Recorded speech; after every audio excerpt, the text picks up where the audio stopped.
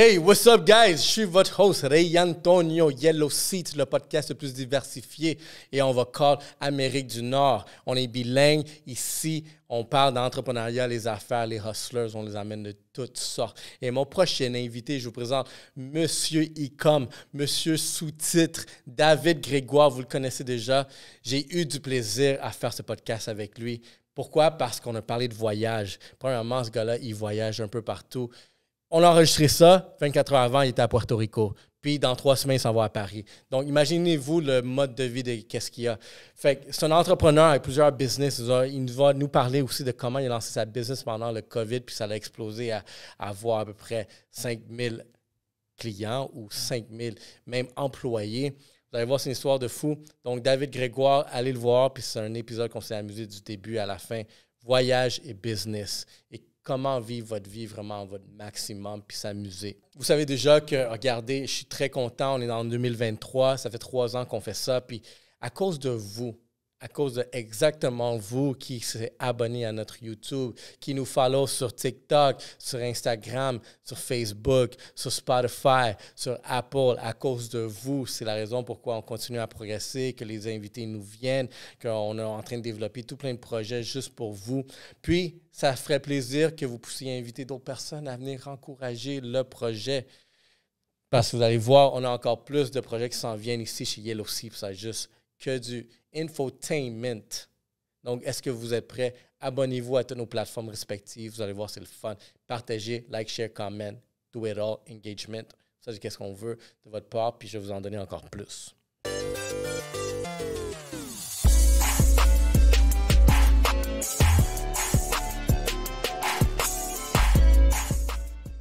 Et vous le savez déjà, Monsieur Icom, Monsieur Sous-titreur est avec nous, Yellow Seat. Il s'est déplacé, puis aujourd'hui, en passant, quand vous voulez écouter ça, c'est la journée du verglas. Vous vous souvenez, la journée du verglas intense, juste avant de finir,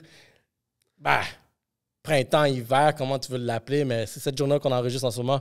Fait que j'ai l'honneur d'avoir Monsieur Icom, David Grégoire. Hey, Renato, content de t'avoir. Ça fait plaisir. Yes. Ça fait... Super. Ça fait, regarde, comme on se disait, ça fait début COVID. Début COVID, oui. C'est la première fois que je viens à ton podcast. Merci. Tu as upgradé les sièges. Ouais, Tu as upgradé le décor. Ouais. Écoute, tu as upgradé les lunettes. Oh, la vision est à un autre niveau. Shout out à iReligion. Si tu veux, regarde. Tu as upgradé l'alcool aussi. Ben, non, l'alcool a toujours été là. Ouais, mais... Ils ont upgradé la gamme, fait que maintenant, on a, ouais, on là, il y a des choix. beaux produits. Là. Ouais, exactement. Shout out à Rosemont, le lubrifiant social. Boum. Tu vois, c'est exactement ça. Puis je pense que, tu sais, le Rosemont, qu'est-ce qui est bon, c'est que ça nous donne, c'est vraiment cette conversation-là, cette touche-là. Puis ça fait plaisir aussi d'avoir une gamme complète qui répond à la palette de quiconque qui vient ici, tu sais, à l'expérience. Quand tu dis, tu sais, je commençais à sortir la vodka qui était très froide, elle est bonne, la vodka Bisou. Puis quand tu dis rhum, tu sais quoi, laisse-moi ranger la vodka, on va sortir le rhum. Là, on a fait une dégustation de rhum. Pas juste le rhum, là. On en a goûté 3. On a goûté le rhum ananas, le baba rhum et l'épicé. Oui. Mon préféré, c'était l'épicé, mais j'ai pris pineapple, ananas, parce que c'est original. Très bon, très bon. Non, c'est... Qu'est-ce qui est nice, c'est que, tu sais, on a vu la production, puis c'est tout 100% naturel. Tu sais, il y avait 2 barils quand ils nous ont montré ça. Un baril qui est plein d'ananas, les tranches coupées, puis l'autre baril, c'est toute la pelure. Toutes les 2 sont trempées dans du rhum. Ah, wow. Et c'est comme ça qu'ils font l'infusion. Ouais. Puis ça, je suis comme, quand j'ai vu ça, je suis comme, oh, tu sais, te baigner dans ce baril-là plein d'ananas aromatisés au rhum. C'est bon. Anyway. Bienvenue, Yellow Seat, au Black Box Media. Ça fait plaisir de t'avoir ici. Merci pour être venu. Puis, en plus, tu me racontais, le gars, il revient de Puerto Rico. Oh, ouais, ben cette nuit, mais on va en parler tout à l'heure, mais moi, j'aime beaucoup voyager. Ouais. Puis, je suis le genre de gars qui voyage sous l'impulsion. Alors là, j'ai eu une opportunité, un ami, un voisin qui allait à Puerto Rico pour travailler. Je me disais, hey, je m'en vais avec toi. Le lendemain, on était dans l'avion. Damn, c'est comme ça que ça marche. Je pense très, très impulsif. Je pense que c'est important d'avoir cette impulsion-là. Puis je pense que c'est important, mais je pense que c'est nice de l'avoir puis aussi de pouvoir le compléter. Tu sais, vraiment, quand tu es comme, OK, demain, je pense que je veux aller là. C'est un mode de vie que beaucoup de monde recherche. Moi, je le recherche. Ben, je l'ai vécu un peu. Mais aussi, tu sais, j'ai vu un peu comment tu te déplaces. On va en parler tantôt, guys, de voyage. Mais exactement, c'est une belle piqûre à avoir. Tu as juste rapproché un peu ton mic. On dirait qu'il est chill. On dirait qu'il est loin. OK, c'est bon. Je fais confiance. Good vision behind the camera.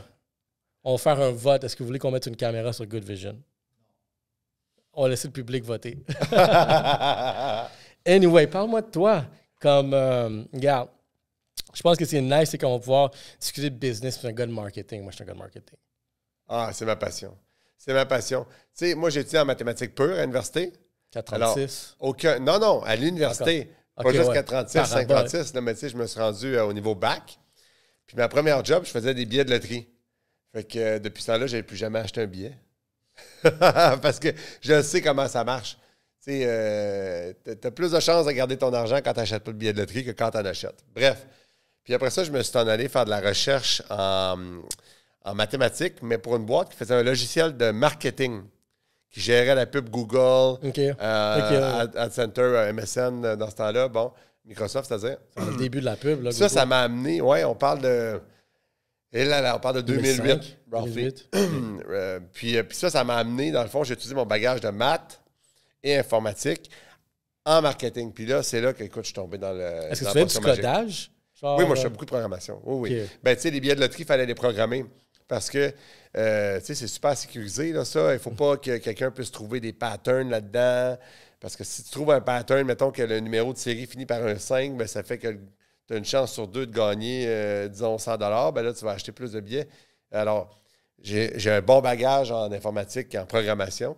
Puis là, ben, après ça, je suis tombé, si on veut, dans cette marmite-là, dans cette potion magique-là du marketing. Puis là, ben ça m'a ouvert tout, là, parce que, tu sais, quand tu as une business, ça te prend des ventes. Sinon, tu n'as pas de business. Puis ça, j'ai compris ça assez rapidement là, dans mon cheminement. Puis c'est le marketing, vraiment, qui est la clé pour générer des ventes, c'est sûr. Non, exactement, bien dit. Putain, on va avoir une grosse conversation de marketing en ce moment si vous êtes prêts pour ça, parce qu'on parle beaucoup le même langage. Un langage que j'ai pas, que toi tu as, que j'apprends maintenant, c'est la programmation.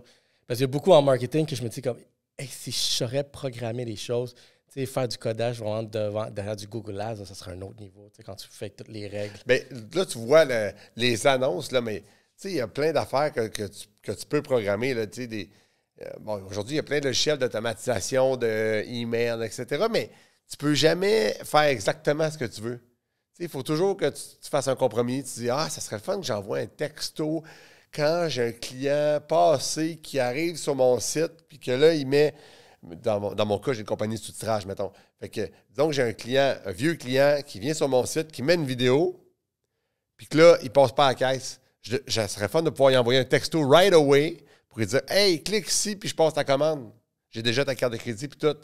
Bon, bien, ça, c'est du marketing. Ouais. Mais next level.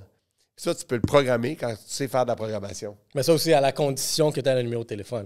Ça, c'est aussi pour avoir cette conversion-là. C'est ça la limitation que tu disais? C'est entre autres pour ça que, sous-titreur, on marche avec les numéros de cellulaire. Ouais, j'ai pour confirmer tes commandes. Tu as besoin de ça parce que là, ça nous permet là, de faire des foleries, si on veut, avec ça.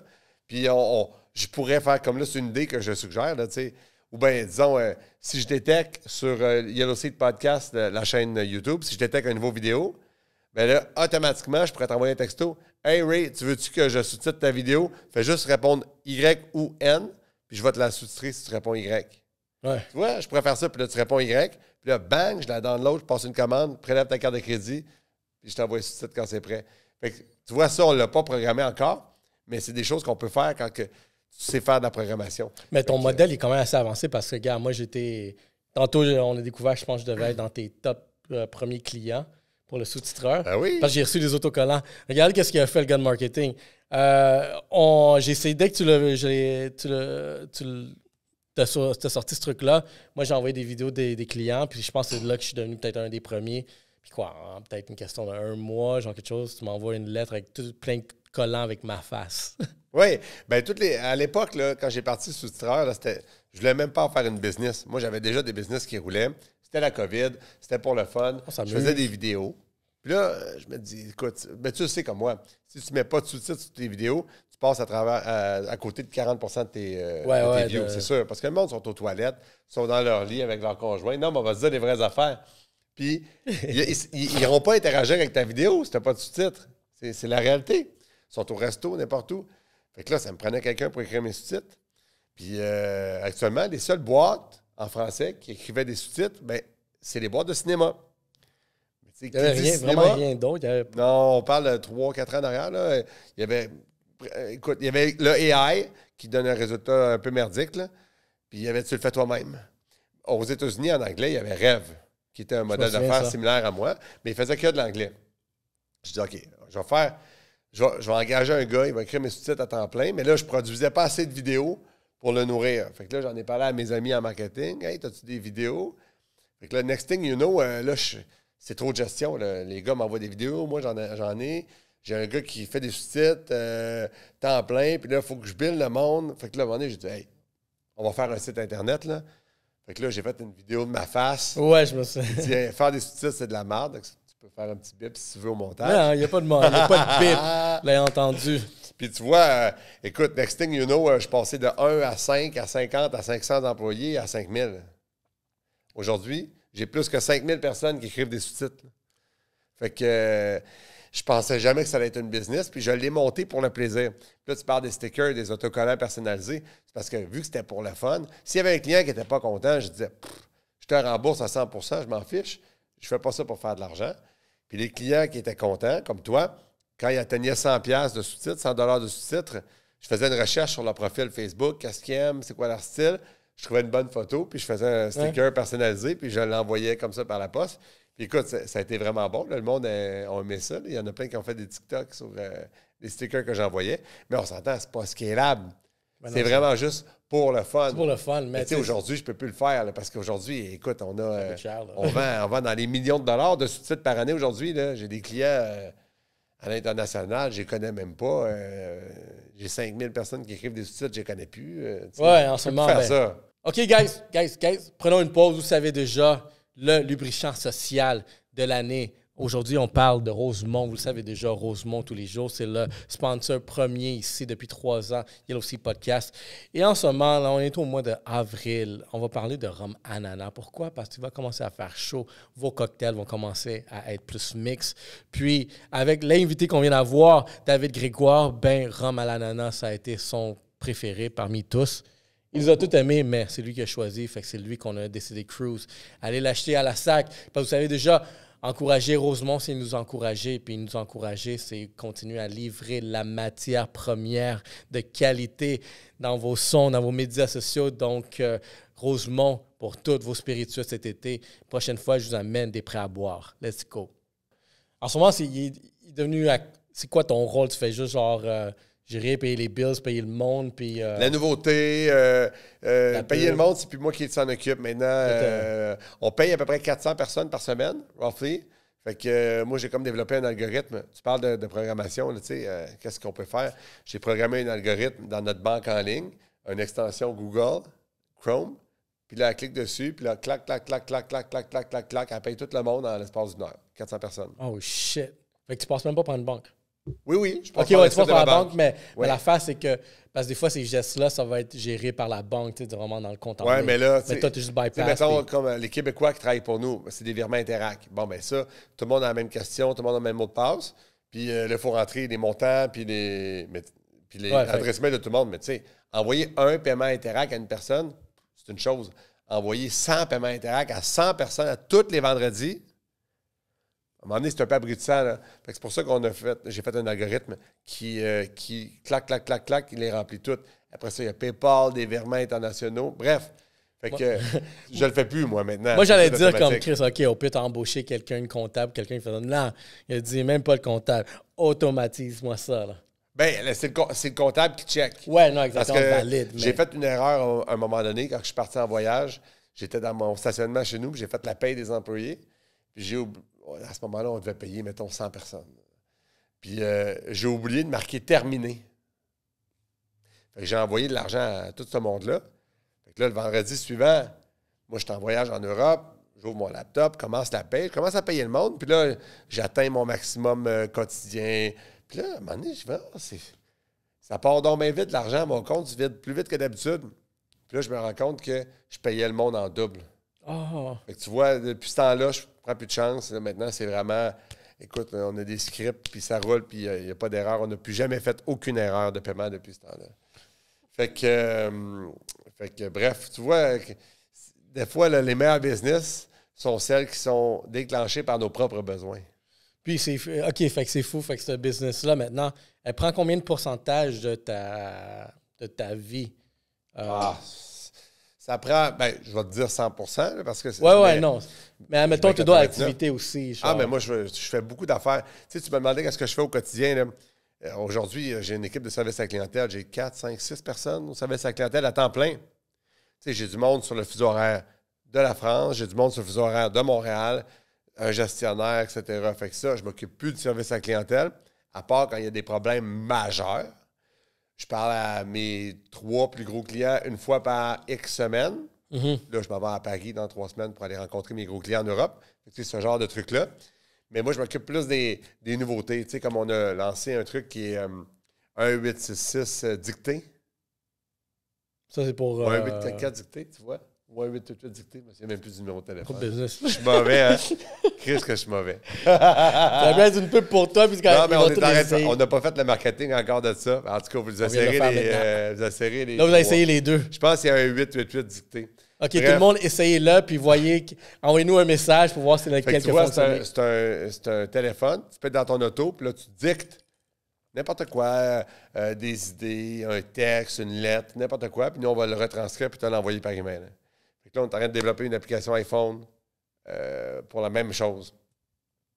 On devrait faire une extension, un plugin pour Adobe Premiere Pro, pour les monteurs vidéo, pour qu'ils puissent faciliter l'insertion de sous-titres, ou bien par AI, ou bien nous envoyer des commandes. Fait que, tu sais, c'est des projets comme ça que je gère. C'est des projets que tu lances, mais tu as combien de business dans ton catalogue? Bon, actuellement, moi, je suis actionnaire dans une compagnie qui s'appelle roulerélectrique.com, qui vend des bornes de recharge de voitures électriques. Et ça, depuis quasiment 10 ans. Fait que je suis actionnaire minoritaire, mais tu sais, je viens travailler là une journée par mois pour leur donner un coup de main. Parce que moi, j'ai pensé aussi à ce business-là parce que j'ai un client électricien, puis quand j'ai commencé à avoir toute la demande pour ça, là, 3 ans, justement, je suis comme, oh shit, je pourrais me lancer une business. Puis là, je suis comme, oh, j'ai un électricien. Là, je pourrais aller trouver les leads pour ça, puis avoir lui qui va les plugger. Mais écoute, c'est un business en soi, mais tu sais, on vend dans les millions de dollars aujourd'hui. On vend aux électriciens, on vend aux particuliers, on vend aux business. Puis mon partner, je suis un peu chanceux, là, c'est comme le plus important influenceur de voitures électriques au Canada. Le gars, c'est un fou. Là. On a gagné comme 2 Tesla. Ben, je dis c'est un fou. Je le dis positivement. Là, Sylvain Juteau. On a gagné 2 Tesla gratis dans les dernières années parce qu'on était celui dans l'Amérique du Nord qui a référé le plus de clients à Tesla. En Amérique du Nord, incluant les États-Unis. Là. Combien il faut de références pour avoir 2 Tesla? Ben, écoute, je me souviens pas, mais c'est quand ils faisaient 1000, des concours. 20 000, 50 000? Non, sûrement pas 50 000, là, c'est impossible, là, mais assez. Écoute, mon partner, c'est le plus important. Le gars, là, en fait, il n'arrête pas d'acheter des autos électriques là, parce qu'il les essaye toutes. À toutes les fois qu'il y a une nouvelle, comme là, il y a le Ford Lightning, Cybertruck va en avoir un. Ouais. J'ai essayé la Lucide. T'as-tu vu le Hummer? J'ai pas vu le Hummer. T'as pas vu le Hummer électrique? Non, j'ai pas vu encore. Si je voudrais une voiture de compagnie, ce serait le Hummer électrique. Yo, ça a l'air fou, ça. Ah ouais? Ça a l'air fou comme c'est. Yo, c'est juste un gros bateau électrique. Je sais pas c'est quoi l'autonomie. Là. À date, Tesla, honnêtement, là, je sais pas si Sylvain, mon partner dans l'électrique, serait d'accord avec la phrase suivante, mais honnêtement, aujourd'hui, moi, je continue à penser que si quelqu'un a les moyens d'acheter un Hummer électrique, le meilleur achat actuellement, c'est n'importe quel modèle fait par Tesla. Tesla, ouais. Ben, je pense qu'ils ont leadership. À cause du réseau, à cause de la technologie, à cause de l'expérience.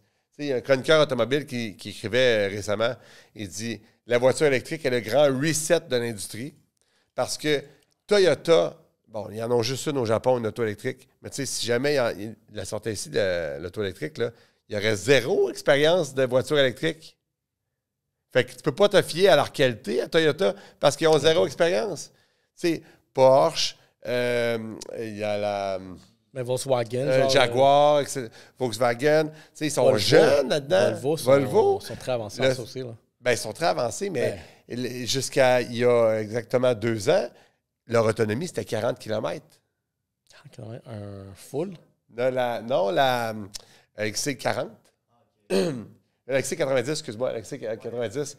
Fait que, tu sais, c'est tous des manufacturiers qui ont beaucoup d'expérience à construire des freins, des ceintures de sécurité, des sièges, puis une belle finition intérieure. Mais quand vient le temps d'avoir la meilleure batterie sur le marché, le meilleur groupe motopropulseur, puis le meilleur réseau de recharge, nomme-moi une compagnie qui a un réseau de recharge à part Tesla. C'est vrai. C'est comme l'équivalent de Apple, mais dans le domaine automobile. Je suis allé, c'est un réseau, c'est un écosystème. Ben oui. Je suis allé à Puerto Vallarta avec ma Tesla et mes 4 enfants. Puerto Vallarta, j'étais allé à Mexico City. Tout ça, 100% sur des superchargers Tesla. Combien de temps ça a pris? 2 jours et demi.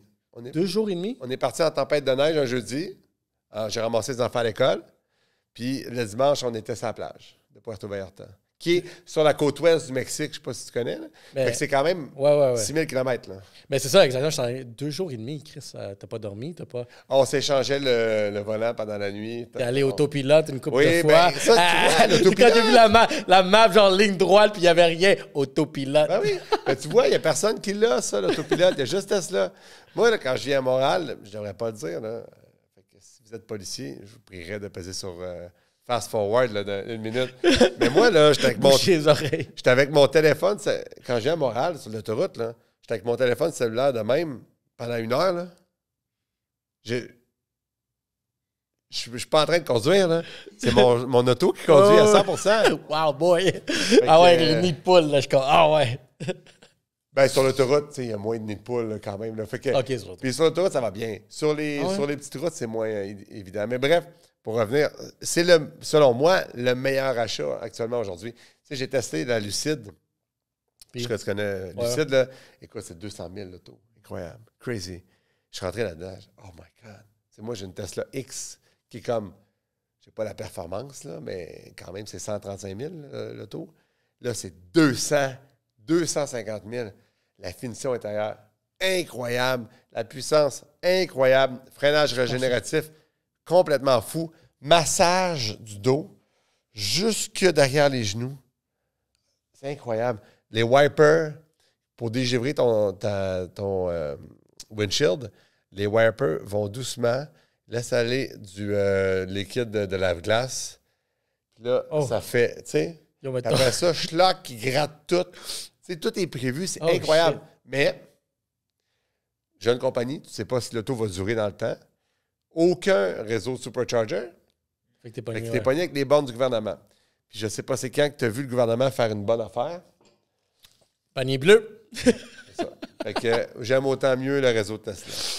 Exactement bien dit. Bon, je peux comprendre pourquoi tu as reçu 2 Tesla. Check comment ils viennent pitch ça. Prochaine voiture. Bébé, on achète une Tesla. Le voisin, il vient d'acheter une. Je suis comme, honnêtement, moi, ça me frustre. Là. Moi, je suis encore au moteur. Là. Je dois aller gazer. Là. Ben, écoute, il y en a qui sont encore des années 90, mais c'est correct. Je te taquine. Au Québec, tu sais que c'est la place dans le monde où ça fait le plus de sens d'avoir une auto électrique, actuellement, c'est au Québec. Parce que notre énergie est green, est propre. Puis moi, ça me coûte 4 $ d'électricité à partir de chez nous, à Sutton, venir à Montréal, aller-retour. 4 $, hein? Not bad. Try to beat that. Mais le paiement de mon char, c'est 2 000 par mois. Ouais, c'est bien. Sans compter l'assurance.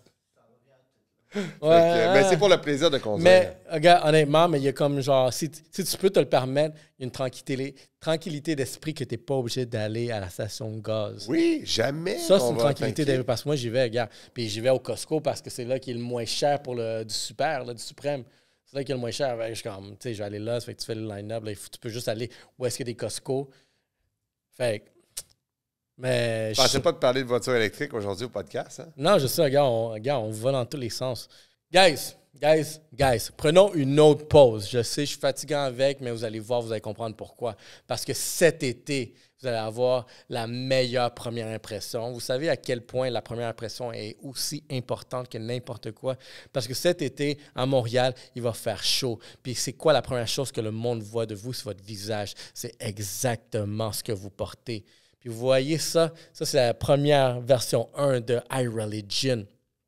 Regardez, David Grégoire, il me dit justement, pendant qu'on est sur cet épisode, il me dit comme « Hey, je t'écoute, allez, puis quelque chose que j'ai vu de toi, c'est les lunettes. » Puis ça, c'est la première impression. Fait que vous voulez que les personnes aient la première impression, puis c'est pour ça que vous allez prendre un rendez-vous chez iReligion.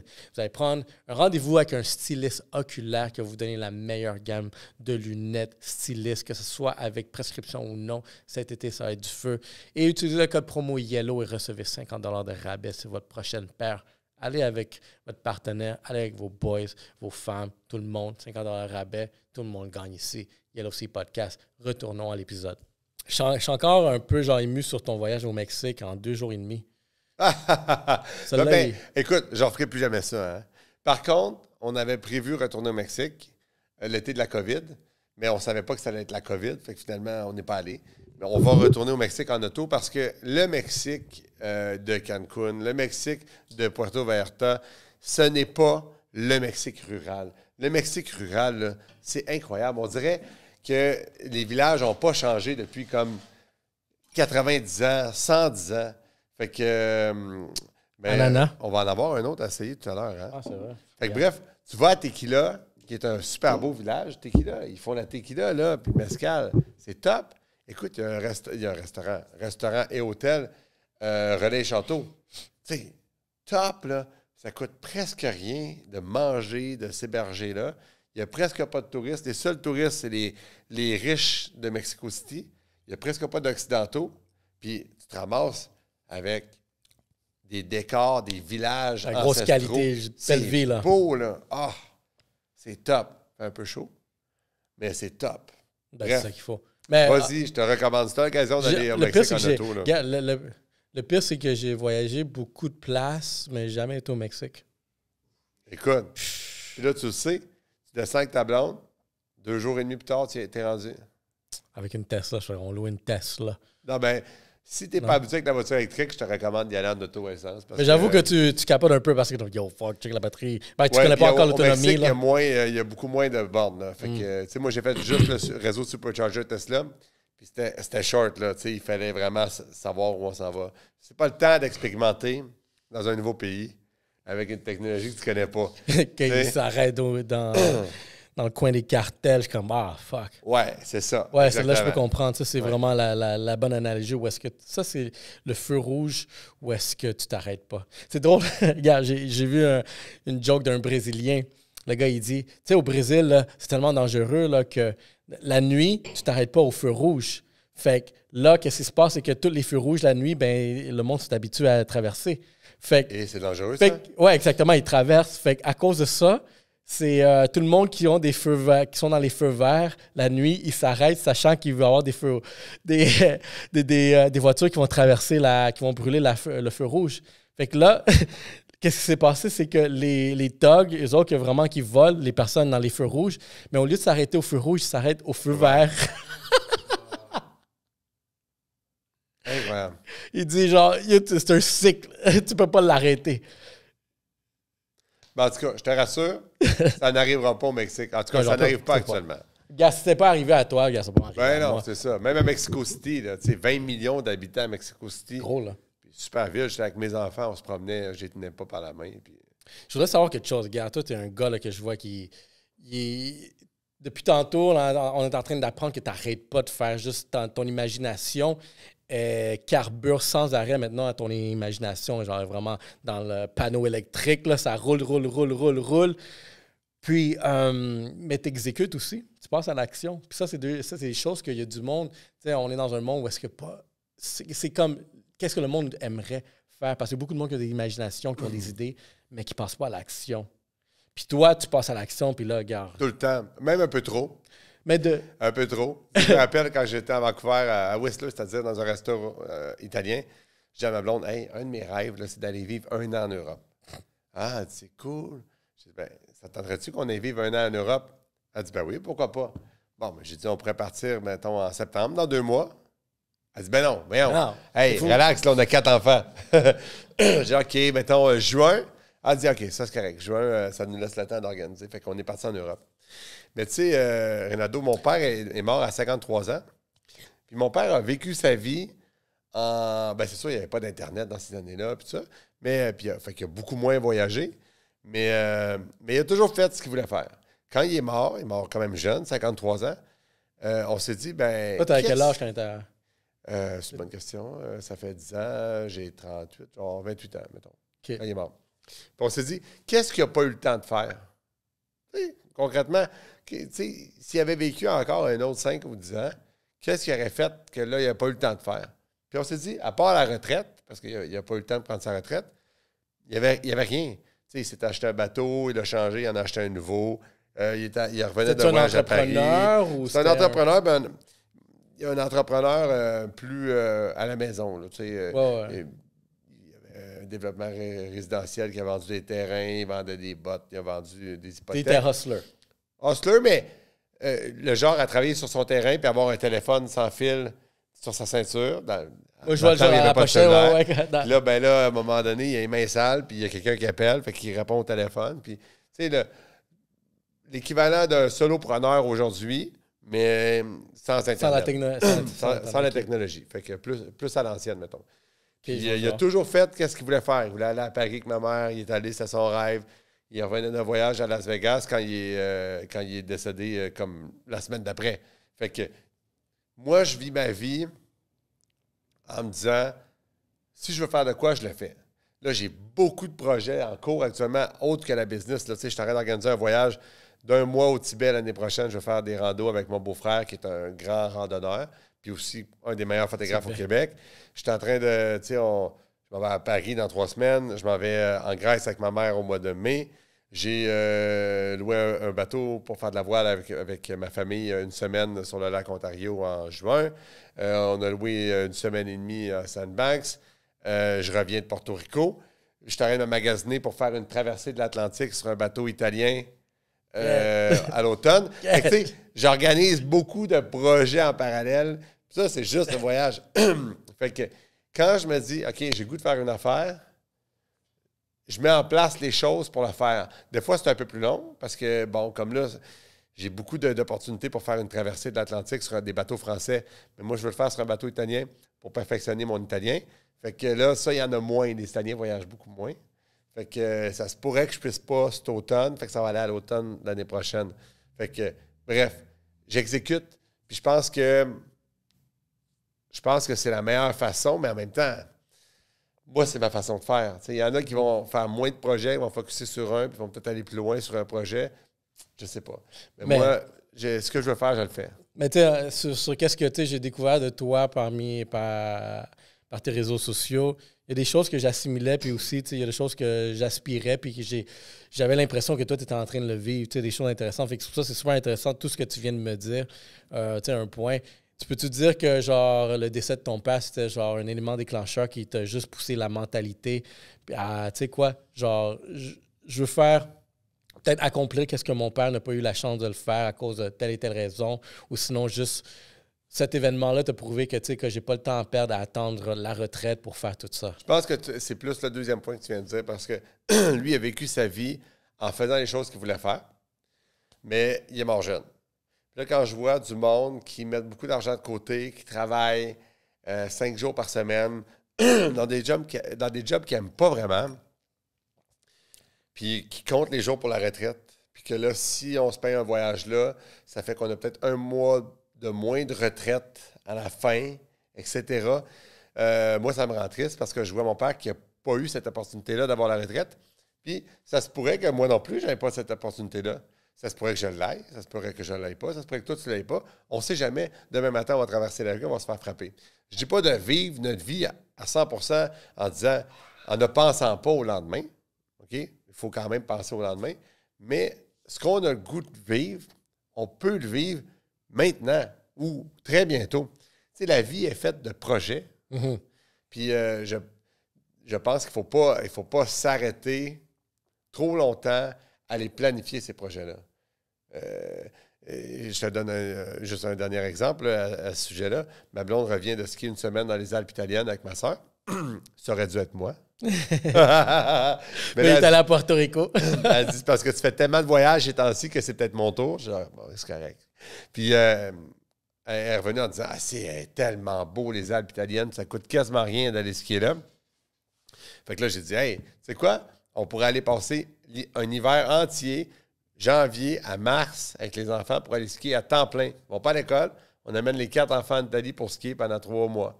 Elle dit, c'est une super idée, ça. On pourrait faire ça comme en 2025, l'hiver 2025. Parce que là, avec l'école, ça va bien tomber avec les enfants qui vont être au secondaire, etc. Bon. Fait que, tu vois, on est en train d'organiser ça déjà d'avance. Alors, si on se dit, hey, on a un projet, bien, on met en place les choses pour pouvoir le réaliser. Parce que la vie, tu sais, il y a le YOLO, là, tu ne vis qu'une seule fois. Mais c'est vrai. Mais c'est vrai. Puis, je pense que moi aussi, j'ai une grande motivation pour faire des choses très rapidement, j'exécute comme.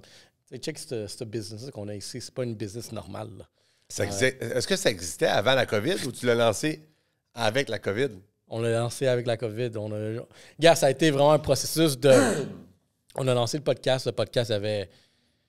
Juste pour dire à quelle vitesse je pense, le podcast s'appelle Yellow Sea Podcast. Tu sais pourquoi?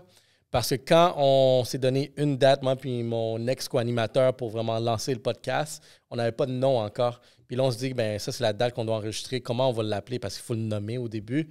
Je suis comme, je sais pas. Les 2 divans sont jaunes. Je suis comme, Yellow Seats. Puis on s'est dit, OK, let's go. On s'est pas cassé la tête. On a dit oui. Puis ça l'a comme accroché. Sans avoir réfléchi. Puis c'est pour ça que je dis à beaucoup de monde, planifie pas trop de choses, juste fais-le. Tu vas voir ce qui se passe après. Puis c'est drôle parce que Yellow Seat a donné naissance à Black Box Media. Mais Black Box Media, maintenant, étant le parent de plusieurs autres productions. Fait que c'est drôle parce que l'enfant a donné naissance aux parents. Tu vois ce qu'on... Ben oui. C'est comment c'est passé. Fait que c'est juste question que tu vas de l'avant, tu le fais, tu t'amuses. Puis j'aime bien l'analogie, comme, admettons ce que tu as parlé de ton père. Moi aussi, mon père est décédé, mais moi, à un autre niveau, genre de jeune, j'avais 2 ans. Fait que j'ai pas eu l'expérience de le vivre. Mais j'ai toujours questionné cet événement-là par rapport à ma vie. Puis je me suis dit, comme, il était jeune. Il avait même pas 30 ans. Puis, il avait même pas 30 ans. Puis l'affaire, c'est que c'est comment il est mort, les circonstances. Je trouve qu'il est mort sur l'histoire que j'ai appris en faisant ce que lui voulait faire. Lui, dans le temps, on lui disait comme, deviens électricien, c'est payant la business. En ce moment, il y a une demande, c'est payant. Le gars, il a voulu faire, il est devenu pilote d'avion. C'est fucké. Il est devenu pilote d'avion parce que non, c'est ça que je veux faire. Puis aussi, il y avait une grosse guerre au Nicaragua. Là. Je suis nicaraguayen par référence. Fait il y a une grosse guerre là-bas. Il était pilote d'avion, l'armée. Puis tout, mais c'est un pilote d'avion. Puis je trouve comme ça, c'est quand même intriguant. Quelqu'un devient pilote d'avion. C'est un job très unique en son genre. C'est clair. Puis l'histoire derrière ça, c'est que lui, il est mort en faisant sa job. L'avion s'est écrasé dans la jungle. Mais encore là, j'ai appris cette histoire-là, tu mûris, tu t'apprends, tu es comme... tu sais, il meurt jeune, mais il est mort faisant qu'est-ce que lui voulait faire et non qu'est-ce qu'on lui a dit de faire. J'ai fait un exercice, là, je suis allé en voyage, une retraite là, dans une hutte en Jamaïque. Puis j'ai pris le temps de réfléchir sur les objectifs que j'avais à 20 ans, les objectifs que j'ai aujourd'hui, puis les objectifs qu'à 80 ans, je voudrais avoir exécuté. Puis tu te rends compte que c'est pas les mêmes. C'est pas les mêmes objectifs que tu as à 20 ans puis à 80 ans. Ton père, son objectif dans la vingtaine, c'était de faire ce qu'il voulait faire. Bon, fait que à 80 ans, c'est d'autres objectifs. Puis à 30 ans, c'est d'autres objectifs. Puis c'est plate, mais à 80 ans, tes objectifs de 20 puis de 30 ans... Ils ne sont plus les mêmes. Ils sont même plus importants. Ouais. De courir après le cash, de vouloir être une vedette. Tu sais, c'est pas... Ça change quoi? Tu es à 80 ans, là, si tu as été une mini-vedette, ça ne change rien dans ta vie. Là. C'est pas ça qui te rend heureux. C'est d'avoir des enfants, c'est d'avoir fait le métier que tu voulais faire, c'est d'avoir encore une femme, puis de ne pas avoir travaillé jusqu'à comme 23 heures tous les soirs, puis là, tu as une grosse bedaine, puis tu n'es pas en santé, tu n'as fait aucun exercice, tu n'as pas entretenu ta femme, tu n'as pas entretenu tes enfants, tu as 80 ans, puis tu es tout seul. Tu es tout seul, ouais, puis tu es malade, tu es branché, puis tu veux juste, tire-moi la plug, mais non, il y a des lois qui, j'ai pas le droit de tirer la plug. Ouais. Fait que c'est sûr que, tu sais, quand tu es à 20 ans, tu es à 30 ans, tu dis, il faut que je travaille, ma carrière, mais il faut que tu penses à ces affaires-là. Là. Quand tu vas être plus vieux, ton barème de succès est différent. Fait que, tu sais, ton père, en suivant son rêve, c'était clairement ça qu'il faut faire. Parce qu'imagine, il aurait eu 80 ans, puis il aurait dit, hey, j'ai toujours voulu être pilote, puis j'ai jamais été pilote. Guys, dernière pause. Comme vous savez déjà, regardez les chasses. C'est très important. Vous closez des deals quand vous avez une chasse. Pourquoi? Parce que la première impression. Vous avez déjà parlé de iReligion. Maintenant, je parle de la première impression d'avoir une bonne chasse. Quand je n'avais pas de chasse, je n'avais pas de succès. Maintenant que j'ai une chasse, les deals close, même sans que la personne me voie. C'est à ce point-là qu'on est spirituel, guys. Fait que si vous êtes de la Rive-Nord, Terrebonne, spécifiquement, ou à Mascouche, à Laval, allez au Prestige, parce que ça se peut qu'à chaque mercredi ou mardi, je suis là.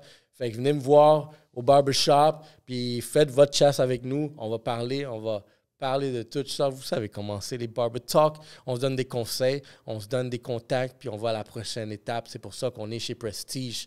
Prestige Barbershop, proche du boulevard des Seigneurs. Let's go, guys, retournons à notre émission. Puis, il y a eu un sondage qu'ils ont posé la question à des personnes âgées, vraiment à la fin de leur vie. Là. Dans ce contexte-là, qu'est-ce que tu aurais voulu faire ou qu'est-ce que tu regrettes de n'avoir pas fait? Puis c'est tout le temps, ça revient tout le temps à la même chose. Je pense que beaucoup de ces personnes-là disaient la même réponse, que j'ai pas eu la chance de faire ce que je voulais faire. Puis là, j'ai pas passé assez de temps avec mes enfants. Genre, ouais. J'ai passé à entretenir mon couple. J'ai écouté, je pensais pas parler de ça aujourd'hui. Je suis pas un gars de télé, je déteste la télé. Je déteste regarder la télé. On est deux ici. Mais quelqu'un sur Twitter m'a suggéré d'écouter une télésérie qui s'appelle The Up Series, Up UP, qui est c'est le plus long documentaire de l'histoire. Là, tu dis, ça va être plate. Non. C'est vraiment spécial. Ils ont pris 15 enfants nés en 1957, donc l'âge de nos parents, roughly. Ils ont filmé à l'âge de 7 ans. Après ça, ils ont filmé à l'âge de 14. Puis 21, 28, 35, 42, 49, 56, 63. Là, aujourd'hui, ils ont 65 ans. Fait que le dernier épisode de la série, il y avait 63 ans. Fait que là, en l'espace de quelques épisodes, tu vois la vie entière de 15 personnes. Oh. De l'âge de 7 à 63 ans. C'est quoi leurs objectifs de vie, comment ils trouvent les filles, qu'est-ce qu'ils vont faire comme travail, le couple, les enfants, la maison, l'argent, etc. Comment ça évolue dans le temps. Puis, écoute, j'ai trouvé ça marquant. Marquant pour différentes raisons, mais entre autres, puis j'espère que ce ne sera pas mon cas, mais fin quarantaine, cinquantaine, les gens commencent à accepter leur vie. À se résigner. Les gens commencent à se résigner et dire j'ai pas fait ça, mon rêve, mais c'est parce que ça. Fait que tout le monde finit quand même relativement heureux à la fin parce qu'ils se sont résignés. Sauf que moi, je pense pas que. Moi, j'ai pas le goût de me résigner. Il y a un gars dans la gang. Écoute, le documentariste était sûr que le gars allait finir en prison. Fait qu'il l'a filmé dans. C'est lui qui a fait. Oui, il l'a avoué, le documentariste, dans une entrevue à part. Il était sûr qu'elle allait finir en prison. Fait qu'à l'âge de 14, 21, 28 ans, il l'a filmé dans des endroits un peu sketch, tu sais, pour pouvoir utiliser les images quand il allait être en prison. Finalement, il n'a pas fini en prison. Le gars, écoute, il voulait être jockey, coureur de chevaux. Il l'a fait. Il voulait avoir un pub. Il s'est acheté un pub, il l'a ouvert, puis il l'a revendu à son frère. Il voulait être acteur de cinéma. Il a pris des cours de théâtre. Il fait de la figuration dans un film par année à peu près. Tu sais, comme chauffeur de taxi et tout. Il voulait être chauffeur de taxi à Londres. Il a été chauffeur de taxi à Londres. Tout ce qu'il voulait faire, il l'a fait. Oh. Fait que lui, aucune résignation. Il est comme... Mais il y en a la majorité, il arrive en quarantaine, cinquantaine, puis là, il se résigne. Ouais, je voulais faire ça, mais je ne l'ai pas fait parce que ma famille, parce que mes enfants, parce que ça. Puis là, aujourd'hui, c'est pas grave. Mais moi, je trouve ça triste. Ils ont fait de la paix avec, genre, ça. Oui, ils ont fait de la paix. C'est plate. Mais as-tu le goût, toi? Tu sais, là, t'es jeune, t'es dynamique, t'as de l'énergie. As-tu le goût, toi, à 60 ans, de devoir faire la paix avec tes rêves que t'as pas faits? Puis c'est la raison qu'aujourd'hui, je peux mettre dans mon titre LinkedIn Podcaster, puis on le fait, puis on le vit, on mange ça. Puis, tu sais, on gagne nos vies avec ça. Ça s'en va de mieux en mieux, tu sais, vraiment, on est rendu sur des choses de fou, mais exactement, tu sais, c'est la personne qui fait toutes ces petites activités-là, même gars, il faut que tu sois prêt à échouer. Puis c'est drôle parce que dans beaucoup de cas, je vais avoir des conversations avec des personnes, puis tu sais, il y a du monde méchant sur l'Internet. Il y a du monde là, qui vont écrire des commentaires tellement déplacés, tellement ignorants. Puis quand je vois ces commentaires-là, ce type de personnes-là, je trouve que c'est sûr que si tu vas les regarder derrière l'écran, c'est comme c'est du monde qui doit être dans cette étape-là où est-ce que résignation, où est-ce que j'aimerais ça faire ça, tu sais, pourquoi lui s'amuse, c'est pour moi. C'est pour ça qu'on pousse un message beaucoup comme. C'est de la jalousie. C'est de la jalousie. Tu dis pourquoi lui puis pas moi. Tu sais, on se le dit tout, hein, soit dit en passant. Moi, j'ai une certaine forme de succès, mais il y en a beaucoup de monde qui ont plus de succès que moi. Fait que je regarde ce monde-là puis je dis pourquoi lui, pas moi. Ben, pourquoi lui puis pas toi? Parce qu'il y a eu d'autres circonstances dans sa vie. Le gars, peut-être que son père était riche. Peut-être qu'il a décroché une job à Facebook comme early, que moi, j'aurais pas pu parce que j'habitais pas dans la Silicon Valley. Une bonne paye, puis c'était... Oui, puis là, ça l'a mis sur la map. Tu sais, tout le monde a une vie différente. Puis il faut que tu regardes au quotidien. Es-tu heureux ou tu ne l'es pas? Quand tu te compares avec les médias sociaux, puis c'est un danger aujourd'hui qu'on n'avait pas quand on était jeune. Parce on n'avait pas cette pression-là. On ne pouvait pas se comparer à personne. Tout ce qu'on avait, c'était notre quartier. Ouais. Exactement. Là, aujourd'hui, tu es sur les médias sociaux, puis là, tu vois le monde qui ont un podcast qui va bien, tu vois le gars qui est en voyage, tu vois le gars qui a des enfants qui ont l'air de performer à l'école, puis tu te dis, moi, j'en ai un qui a de la misère. Moi, je ne peux pas partir en voyage autant parce que j'ai une job de même, ma business, c'est de même. Mais la réalité, c'est que si tu fais le compte de ce que tu as aujourd'hui, puis tu prends le temps de t'arrêter, tu es probablement très, très chanceux. Puis moi, je peux te dire, je vis ma best life ever. Mais au quotidien, je ne le réalise pas. Moi, je suis du genre à le réaliser après coup. Fait que, mais quand tu as l'histoire à raconter, je pense que c'est là que tu le réalises. Toi, tu dois réaliser comme, hey, c'est vrai, j'ai fait ça. Oui, incroyable. Tu sais, j'étais en Italie, on avait loué une maison avec la vue sur la mer Méditerranée. Écoute, je dînais avec ma blonde, on se mettait de la petite musique italienne, huile d'olive, tomates, bocconcini, petit verre de vin rouge. Tous les jours, avec la vue sur la mer Méditerranée, les enfants revenaient de l'école juste après le dîner. Tu me dis ça, pour moi, c'est... Tu me dis ça, pour moi, c'est une image érotique. Là. Genre, les enfants s'en vont, oublie ça. Genre, ma femme, là, j'ai fait des histoires. Là. Mais là, t'es dedans. T'es dedans, puis tu t'en rends plus tu t'en rends pas compte, t'es comme, c'est la vie. C'est la vie. Là, t'en viens ici, puis il y a du verglas. Là, tu dis, on était-tu bien? T'as du verglas, puis t'as changé tes pneus d'hiver, là, une semaine. On était-tu bien? Fait que... Mais toi... the real life is now. C'est tout le temps now.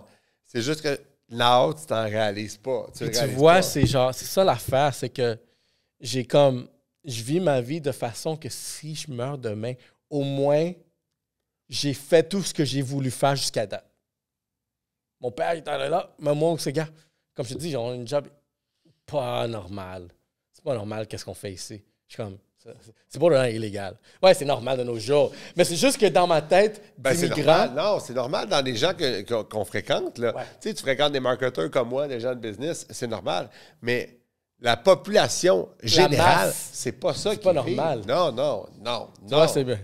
Non, parce qu'ils ont des jobs, puis il faut qu'ils rentrent travailler, puis ils ont 2 semaines de vacances par année, puis là, c'est pas les 2 mêmes semaines que leur conjoint, puis puis ils restent là parce qu'ils ont un fonds de pension, ou bien parce qu'ils ne peuvent pas faire autre chose, puis ils ont étudié telle affaire, puis ils sont pognés là-dedans.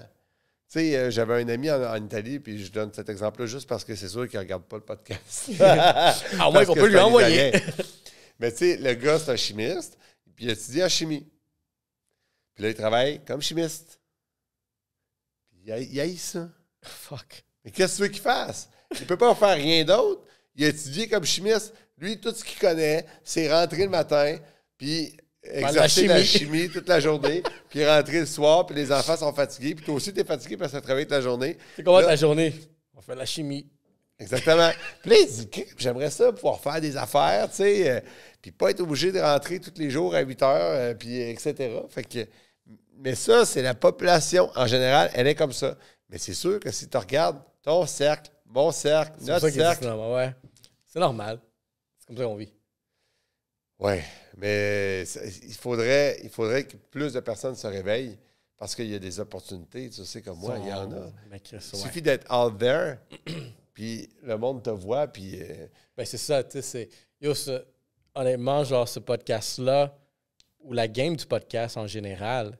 J'ai appris beaucoup de choses. Moi, genre, je suis un marketeur. Fait que dans ma tête, comment je peux générer le plus de leads de façon complètement différent de tout le monde. Pas par la pub, pas par des courriels, pas par ci, pas par ça. Fait que je réfléchissais. Puis quelque chose que je me suis promis aussi, je suis comme, tu sais, quand tu vois les cycles économiques, le dernier c'était l'immobilier, la crise 2008. Là, tu sais déjà qu'il y en a une autre. Moi, je me suis dit, comme, tu sais quoi, la prochaine vague, il faut la pogner. Je sais pas c'est quoi, mais il faut la pogner. Ça, c'est la philosophie du surfeur. C'est vrai. Ah ouais? Il y a toujours une autre vague. Oh shit. Il y a toujours une autre vague. Est-ce que tu vas la pogner, cette vague-là? Mais même si tu ne la pognes pas au début de la vague, tu sais, tant que tu embarques, tu t'essayes, ça va peut-être être la prochaine que tu vas être capable de te lever. Ben. Puis c'est correct, parce que c'est ça la vie. Ouh, ça c'est un gros clip qu'on va éditer, guys. La philosophie de surfer avec un autre. Ouais, justement, tu sais quoi, ça mérite une chartreuse.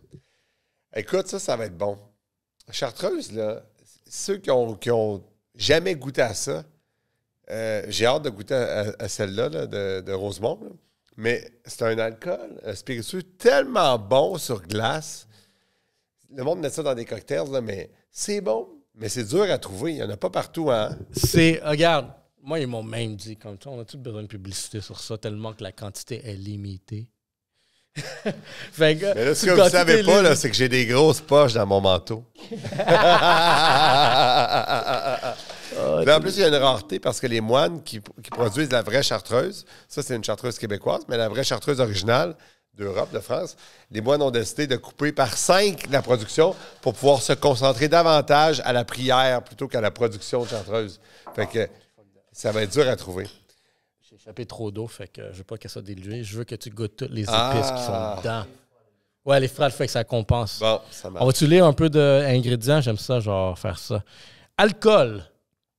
Bon, ben moi, je suis venu pour ça. OK. Sucre, menthe, sapin baumier, fleur de sureau, mélio, thé des bois, myrique, bourmier, bois de cassis, angélique, mélisse, cormier, matricaine odorante, valériane, ipso, fenouil, sumac, autres substances végétales.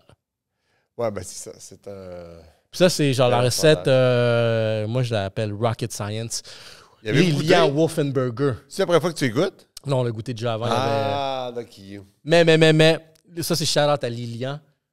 Tu devrais rencontrer Lilian, tu vas l'aimer. On dirait que tu aurais une mentalité comme lui. Ça. Ah, wow. Ceux qui ne savent pas, il y a chartreuse verte, chartreuse jaune. Ça, c'est la verte. Lui, c'est un Français. Les deux sont excellents. C'est une famille de d'ici puis... Ça, il y a une affaire que le monde ne savent pas. Cheers. Vert. Moi, j'étais un fan. Ah, c'est bon. J'étais un fan de spiritueux. J'ai 300 bouteilles à la maison. Je suis un grand fan de spiritueux. Puis autant qu'on buvait beaucoup de cocktails qu'aujourd'hui, je bois des spiritueux sur glace, comme ça. C'est bon, là. Il y a des produits, là. Il y a tellement de beaux produits à l'international, ici au Québec. Regarde juste Rosemont, là. Ils ont combien de produits différents? 20? 30? Une dizaine, douzaine. Je suis prêt à dire douzaine. Facile 12, là. Juste affiché sur ton mur. En partant, tu en as 10. Plus que tu as dans tes boîtes, etc. Bref. Il y a 3 gins, il y a genre 5, 6 rhums, 2 vodka, une chartreuse, il y a un whisky, il y a une tequila. Eau d'agave. Oh! Ils ont une nouvelle recette pour un spiritueux, une eau de vie genre à l'érable. Oh, leur ancienne est nouvelle. Ouf! C'est un autre niveau. À l'érable. C'est pour ça que je suis fier. C'est pour ça qu'il faut encourager locaux parce que. Puis surtout, regarde, tantôt, on parlait juste pour faire quelque chose vraiment de où est-ce que. Moi, je trouve ici quelque chose que je suis fier, comme immigrant, comme Nicaraguayen qui est ici assimilé, québécois. Je suis content, je suis fier d'être ici. Parce qu'honnêtement, j'ai un mode de vie que j'ai le sentiment que si j'aurais été à d'autres places, j'aurais pas eu la même opportunité de faire les choses. Puis on dirait que vivre ici, c'est comme un cadeau que, mettons, les Québécois, je trouve qu'ils apprécient pas assez. Puis que nous, comme immigrants, on voit, c'est le fait que je parle 3 langues. À la maison, on est trilingue. On parle le français. Mais quand tu sors du Québec, en Amérique du Nord, il n'y a personne d'autre qui parle le français. Fait quand on entend un français, tu viens genre...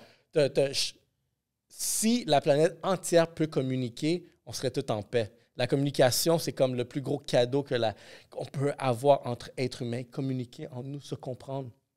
Parce qu'on pourrait comprendre notre point de vue, puis comme, ah ouais, c'est pour ça que vous êtes comme ça, c'est pour ça que vous mangez comme ça, c'est pour ça. Communiquer, puis avoir vraiment ce bénéfice qu'en Amérique du Nord, la seule place où on parle français, puis quand tu sors de l'Amérique du Nord, il y a d'autres places en Europe où est-ce que mais ça, c'est une philosophie européenne. C'est une philosophie européenne. Il y a le gars de Fox News, là, j'ai oublié son nom, en tout cas, peu importe. Carlson. Oui, qui était en entrevue à un podcast récemment. Dernièrement, c'est sorti. Tucker Carlson. Il parlait des Québécois de manière positive, mais... Puis là, il parlait du français, puis il disait qu'on protégeait notre français, tout ça, puis il trouvait ça beau qu'on le fasse, mais que c'était complètement inutile parce que c'était l'anglais qui était important, puis que c'était ridicule de compter en kilomètres, etc. Mais tu sais, la philosophie... Bon américain. On s'entend. Le monde entier est sur le système métrique, à part les Américains. Ouais. Tu sais, cet argument-là, il l'a pas gagné.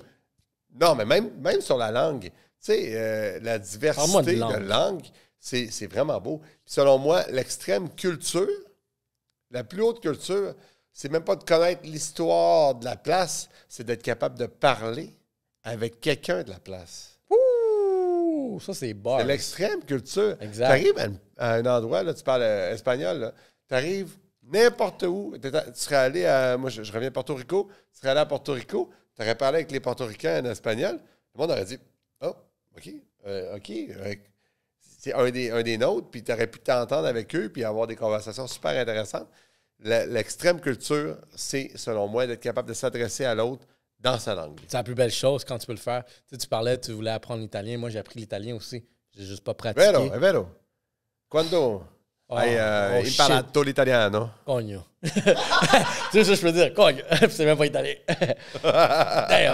Non, tu vois, moi, je l'ai pratiqué, mais tu sais, j'ai pratiqué quand j'étais actif, puis ça, c'était au secondaire, aux États-Unis. J'ai grandi aux États-Unis aussi.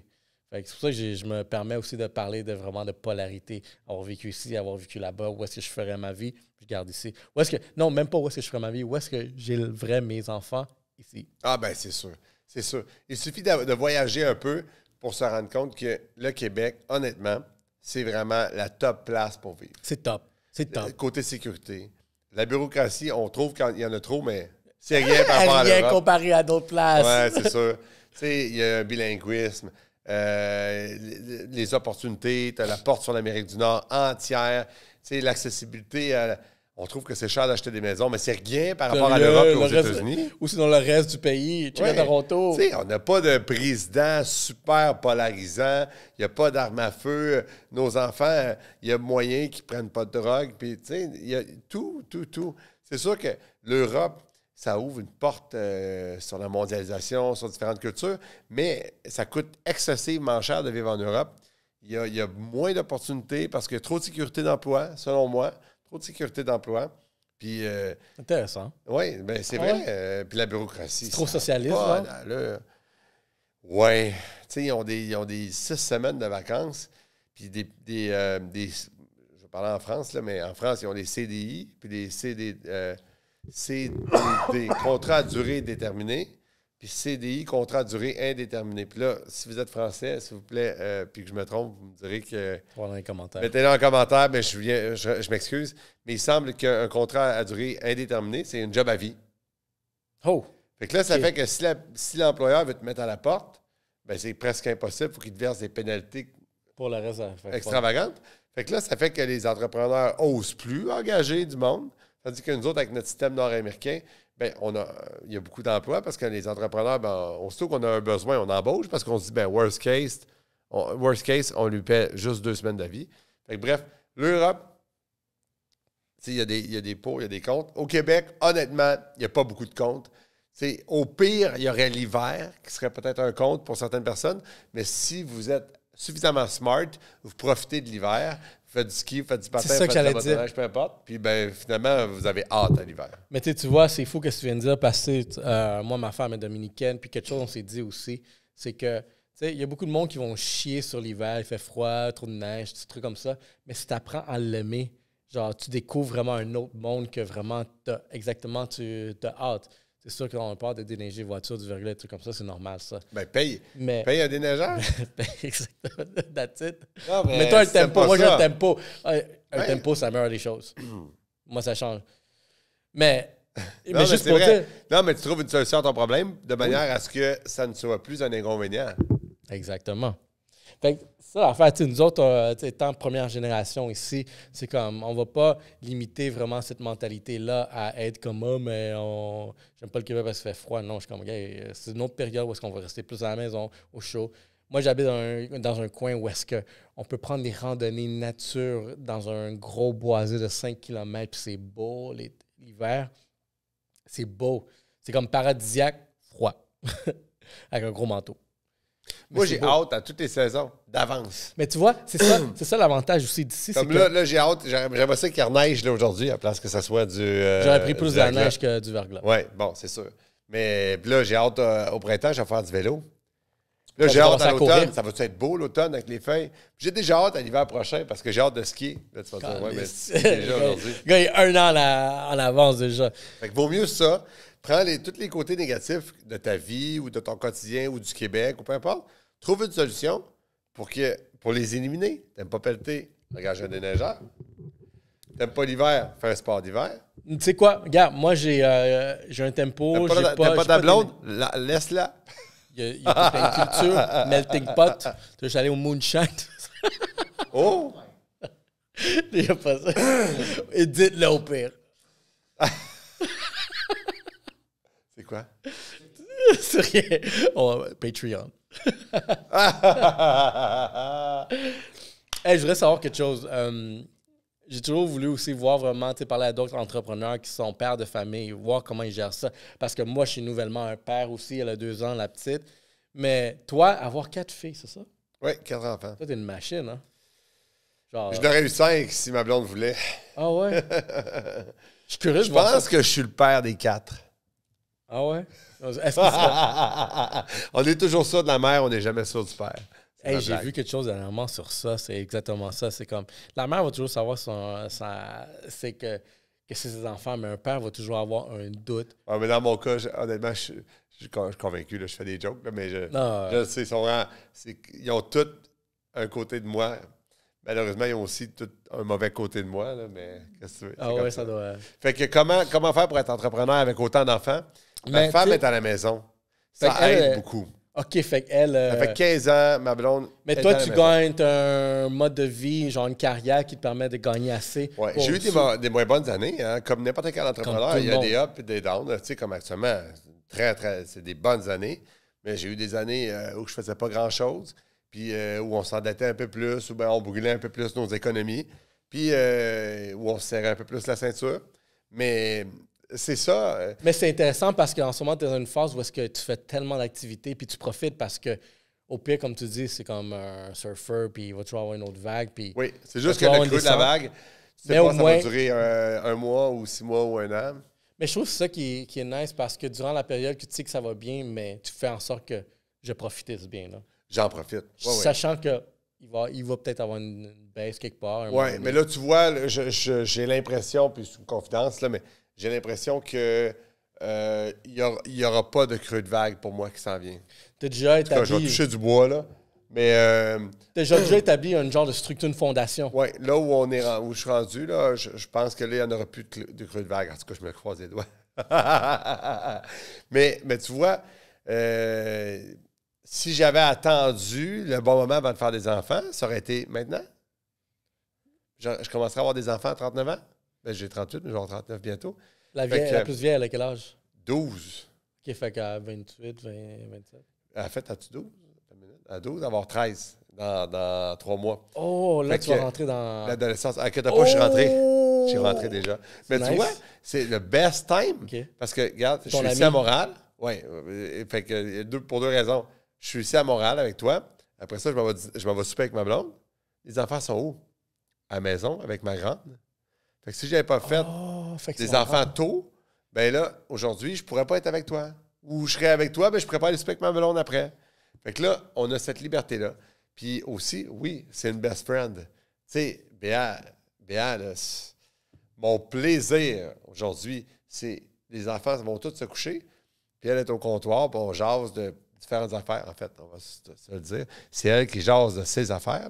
C'est une discussion unilatérale, mais c'est le fun, parce que là, elle fait des jokes d'adultes, elle a des réflexions d'adultes, puis bon, de temps en temps, quelque chose d'enfant, mais là, c'est vraiment le fun. On rentre dans une belle époque, à part quand il y a l'attitude. Puis ça, c'est la première. Fait on dirait, t'es-tu plus... Regarde, c'est dur à répondre celle-là parce que, regarde, moi, j'ai ma première, j'en ai d'autres qui s'en viennent. Il y en a un autre qu'on sait à travailler. Moi, j'aimerais ça aussi en avoir 4. On va attendre de faire plus d'argent. Non, attends pas. OK. Bébé, on n'attend pas. C'est vrai, attends pas. Non, parce que la vie va s'en charger. Tu vas être capable. Puis à un moment donné, tu vas faire plus d'argent. Convaincu. Puis tes enfants vont être plus grands. Tu vas pouvoir avoir des voyages avec eux. Ça va bien aller. Mais ta question au sujet de l'aîné, c'est vrai. On a... Il y a une relation spéciale. Ah oui, on a une relation spéciale. Puis sans rien enlever à mes autres enfants, là, parce que j'ai une relation spéciale aussi avec Ellie et avec les 2 autres aussi. Mais c'est sûr que l'aîné, c'est celle que je connais le plus. Tu sais, nécessairement, je vais toujours avoir passé plus de temps avec elle qu'avec les autres. Mais... Fait que c'est ma partenaire, c'est comme celle-là aussi. C'est drôle. C'est parce que c'est comme aussi celle-là qui a ouvert une porte de sentiments que, je sais pas toi, mais moi, là, genre, moi, cet enfant-là, juste, elle a fait découvrir un autre côté de moi que je connaissais pas.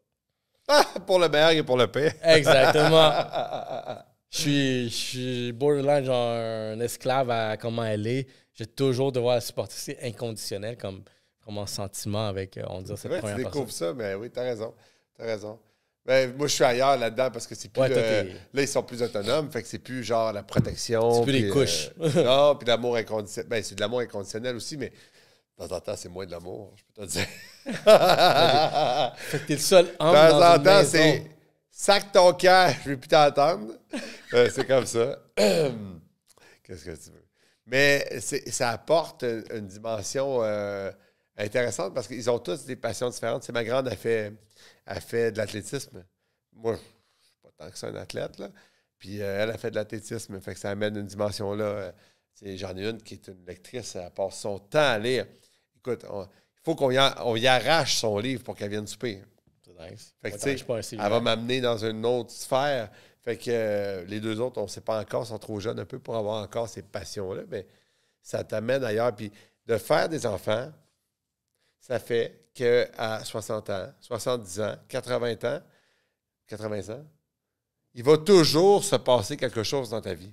Il va toujours avoir quelqu'un là, qui va venir. Il va toujours avoir un qui déménage, un qui va en voyage, un qui change de job, un qui fait un enfant. Tu sais, versus, tu regardes des personnes âgées de 70, 80 ans qui ne se passent rien dans leur vie, passent leur vie à lire, ne voyagent pas, ils font rien. Moi, je regarde mon beau-père, qui est un modèle pour moi, le père de ma femme. Il a 5 enfants, dans 2 mariages. Il y a toujours quelqu'un qui se passe de quoi dans sa vie. Tout le temps, un qui a fini ses études, l'autre commence ses études, l'autre qui change de job, l'autre qui a un enfant, l'autre qui part en voyage. Puis là, ben, ça lui donne des raisons pour aller lire. Il y en a un qui va en voyage, moi je m'en vais à Porto Rico. Bon, ben, il va aller lire sur Porto Rico pour connaître Porto Rico, connaître les villes, comment que le monde vit là-bas, pour pouvoir en discuter avec moi. Ça fait que sa vie est extrêmement dynamique, même s'il a l'âge de la retraite. Mais tu sais quoi, moi aussi, j'ai un beau-père. Charlotte à Fernand. Fernand, c'est un bijou de la famille qu'on a dans notre famille. Là. Puis, Fernand, c'est à l'écoute. Puis tu vois, Fernand, c'est un retraité de Hydro-Québec. Fait que, oui, il a été dans ce système-là. Maintenant, il est dans la période de retraite. Fait que j'observe après ça fait quoi, mais aujourd'hui, il vit. Puis il n'y a pas eu d'enfant. Fait que c'est nous, sa famille. Fait que quand il prend ma fille dans ses bras, tu vois, genre, c'est une relation. Puis je pense que c'est nice de voir que lui aussi, maintenant, on lui a réussi à trouver peut-être une raison encore d'avoir plus de joie. Quelque chose de super nice. Puis c'est pour ça que j'encourage beaucoup de monde aussi à s'entraîner à chaque jour régulièrement, de prendre ça vraiment comme réflexe de leur vie. Parce que lui, c'est une personne qui s'est toujours entraînée. À 70 ans, il fait du Zumba. En République dominicaine à Punta Cana, il y a Coco Bongo. Ah, c'est-tu le fun, ça? Tu sais, qu'est-ce que... Oh, c'est du jolly! Oh my God! Dis-toi, c'est un monsieur québécois, cheveux tout...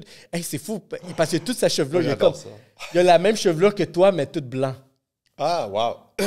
Puis, La mode. yo, il est en bonne shape. Tu sais, qu'est-ce qu'il a fait à son âge? Quoi, il avait peut-être 69, 68 ans. J'ai oublié à quel âge il a fait ça, mais à un moment donné, il y a une photo, je vois une vidéo. Il est sur le stage au Coco Bongo, pas de chandail en train de le tourner. Oh, yeah. Puis, il est sur l'écran, là. Puis, je vois ça, je suis comme, oh, shit, c'est nice. Tu sais, c'est nice de voir vraiment quelqu'un qui peut profiter de ça, mais aussi, encore là, tu ne veux pas attendre ce moment-là pour profiter de cette expérience-là. Non. Allez au Coco Bongo. C'est ça le message. Sérieux, quel party. Yeah. Moi, j'étais un grand fan. J'ai dû aller comme 15 fois au Coco Bongo. Mais la dernière fois, il y a une fois qu'on est allé, on était au resort, puis on est allé pas au Coco Bongo, mais le club, le bar qui est juste à côté. Puis je pense que c'est une de mes meilleures dernières soirées. Ah on oui? a fini là à 6 heures du Cancun matin. ou au Punta Cana? Non, à Punta Cana. Parce qu'il y en a, je pense qu'il y en a 4 maintenant, mais à ce moment, il y en a 3. Hein. Un à Cancun, un à Riviera-Maya, puis un Lui à Punta Cana. Lui à Mais Punta Cana. l'original, si je ne me trompe pas, c'est Mexique? Ou... au Mexique, sur la Riviera-Maya. En tout cas, lui en République. El Carmen, comment ça s'appelle? Playa Carmen. Merci les gars. Non, lui de République, mais République aussi dominicain, ça c'est une autre vibe, là. C'est une autre culture. Ouais, genre mais que... Mais tu vois, genre ma femme est dominicaine, fait on Ah! vit ça. On vit cette De où? culture-là. Elle est née à Santo Domingo. Ah, OK. Hey, quelle ville, hein? Ville plus vieille que Québec, ça dit en passant. C'est vrai, Hey! Anecdote, j'ai conduit là le dernier voyage qu'on a fait pour Noël. Première fois que je conduis là. C'est fou.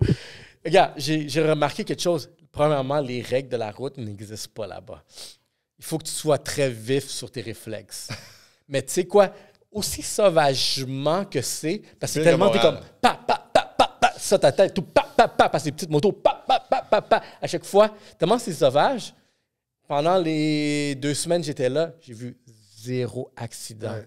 Je reviens au Québec où est-ce qu'il y a la SQ là, 440, tout ça. Je vois 2 accidents 2 jours après que je suis revenu de ce voyage-là. J'en ai vu 0 en République, puis je conduisais comme un malade. C'est fou parce que tu t'adaptes aussi là-bas. À un moment donné, je m'en foutais. Là. Je suis comme fuck dans les feux rouges. On parlait de feux rouges tantôt. Bah! Je faisais toute la nuit.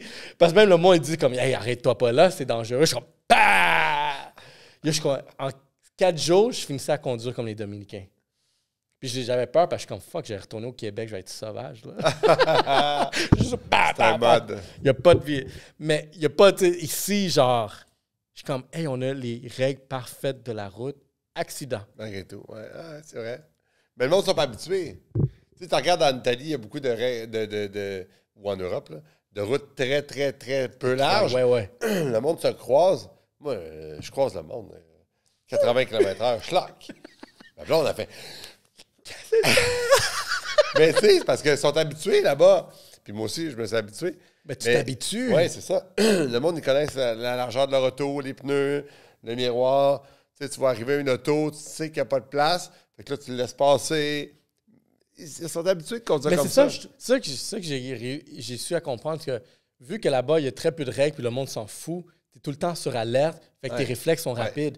Fait que il y a moins d'accidents. Quand tu es sur le cruise... Puis ici, c'est comme, il n'y a personne qui va me frapper. On conduit, on se respecte tous. On s'entend qu'il n'y a personne qui respecte. Il y a toujours un cave. Puis exactement, les réflexes sont plus lents. Ça fait des accidents plus rapides. Exact, ouais. On devrait faire une réforme du ministère du Transport. Ben là, la SAC sont déjà en train de faire une réforme de leur service. Restez faire parce que c'est pas fini.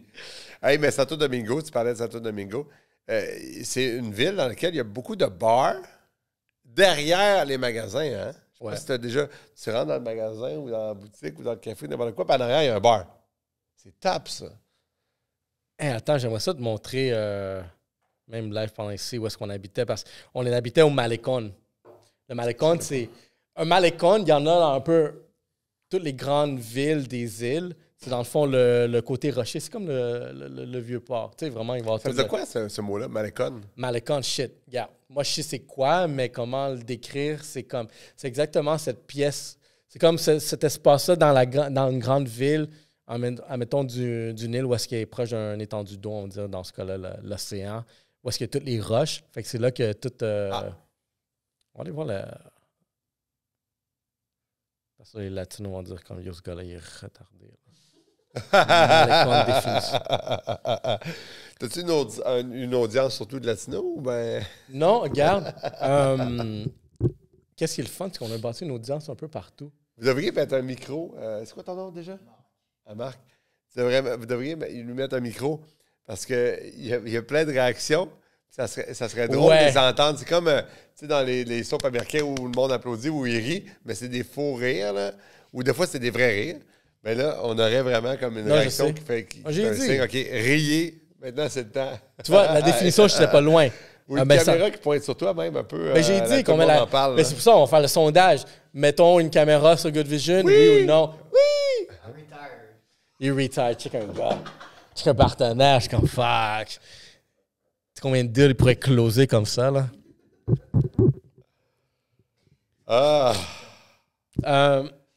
La définition, mais je l'ai exactement... C'est exactement ce que j'ai dit. Mais en anglais, j'allais en anglais. Stone built embankment or esplanade along a waterfront. C'est ça. Bon, l'esplanade devant un malécon. Il faudrait que j'apprenne cette langue. Fait que où est-ce que nous autres, on restait, le malécon, il est juste genre à 2 rues. Puis c'est exactement ça. C'est vraiment proche de la zone coloniale. Fait que c'est très beau. Tu vois, il y a le gros char. Tu vois, c'est nice de voir l'histoire derrière ça. C'est comme on peut aller à Québec. Là, tu peux le visiter en touriste ou tu peux le visiter en local. Pas en toute la même ville, hein? Non. La ville des touristes, là, la ville des locals, c'est le party. Mais tu vois, moi, je suis le genre de voyageur. Nous, j'aime pas les resorts. J'aime pas être enfermé là. Après 3 jours, j'ai vu tout le buffet, j'ai vu toutes les plages, j'ai tout vu. Moi, je suis plus lui en ce moment qui va louer un Airbnb, louer une voiture, puis je m'en vais à l'aventure. Ça, c'est mon style. J'aime ça découvrir les choses. Puis quand tu vas découvrir au niveau local, là, tu découvres vraiment un autre monde. Là. Genre, où est-ce que... c'est comme ça que la vie est vue. Puis tu commences à... J'adore ça. Puis tout plein de places que j'ai visitées, ça a été en mode local.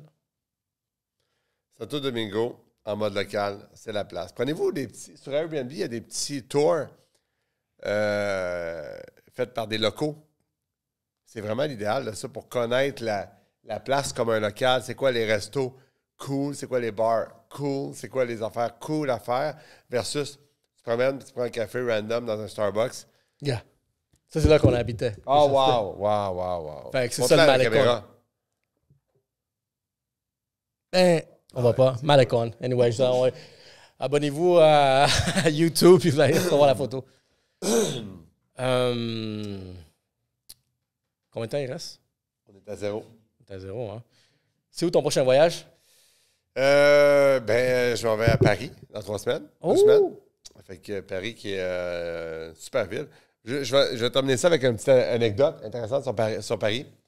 À un moment donné, j'ai fait un week-end pour aller manger à Paris avec ma blonde. Fait que j'ai dit à ma blonde, j'amène même pas d'espadrille. On s'en va manger, point final. Je fais pas de tourisme. On marche même pas, là. On prend que des taxis. Fait qu'on arrive à notre premier resto, qui est un 2 étoiles Michelin. Puis là, je savais pas, ça allait coûter 1000$, ça allait coûter 500$, ça allait coûter 2000 €, tu veux dire? Aucune idée. Fait que j'ai dit à ma blonde, j'ai dit, écoute, on va prendre ça relax, vin au verre, on va prendre à la carte, on prendra pas un menu de dégustation pour dîner. Écoute, le minimum, parce que ça va nous permettre de savoir combien ça va coûter ce voyage-là. Fait que là, on commence à manger. Puis là, il y a un gars qui sort derrière moi, il y avait une petite salle, là. Puis là, il me tape sur l'épaule, il dit, excusez-moi, je sais qu'on fait du bruit. Je dis, non, je vous rassure, vous faites aucun bruit, là, c'est pas dérangeant du tout. Il dit, ouais, on fête mon 60e anniversaire, etc. Je dis, non, je vous rassure, bon anniversaire, premièrement, puis deuxièmement, vous nous dérangez pas, profitez. Il dit, non, j'insiste, on vous invite. Ils ont fermé les portes, on était 3 couples dans cette partie-là du resto, cigares, champagne. Je suis sorti de là, chaud raide. C'est une belle histoire. Fait que j'aurais jamais su combien de milliers de dollars ce dîner-là aura coûté. Il faut vivre. Mais écoute, il y a juste dans des restos de même que ça peut se passer. C'est des belles anecdotes. Monsieur e-commerce, monsieur sous-titreur, je te remercie d'être venu. Les histoires étaient... Merci, Ray. Puis tu sais quoi, tu vas devoir revenir parce qu'on dirait que tu vas avoir plus d'histoires. Là. On dirait que j'ai encore à découvrir ça, mais j'ai aimé J'ai aimé t'avoir ici. C'est super nice. Merci pour l'invitation. Un plaisir. Ça fait 3 ans que je lorgne ce podcast-là. Maintenant, j'y suis. Merci. Les choses faites, je vais checker ma checklist. Nice. Nice. Yellow Seed Podcast, guys.